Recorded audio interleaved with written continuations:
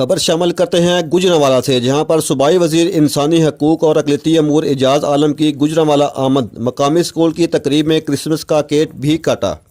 اس موقع پر انہوں نے میڈیا سے گفتگو کرتے ہوئے کہا کہ بیوروکریسی کی نئی ٹیم کو 3 ماہ کا ٹارگٹ دیا گیا ہے اور 3 ماہ میں عوامی شکایات اور پرائس کنٹرول کرنا کمشنرز اور ڈپٹی کمشنرز کی اولین ترجیح ہے، جبکہ منافع خوروں کے خلاف بھی بھرپور قانونی کارروائی کا فیصلہ کر لیا گیا ہے۔ انہوں نے مزید کہا کہ مسیحی برادری کے لیے پنجاب بھر میں ماڈل ولیجز بنائے جا رہے ہیں۔ وفاقی اور صوبائی حکومت بچوں سے زیادتی اور تشدد کے حوالے سے بھی قانون سازی کر رہی ہے۔ مزید خبروں اور اپڈیٹس کے لیے لنک وزٹ کیجیے www.facebook.com/shan news hd۔ دیکھتے رہیے شان نیوز HD۔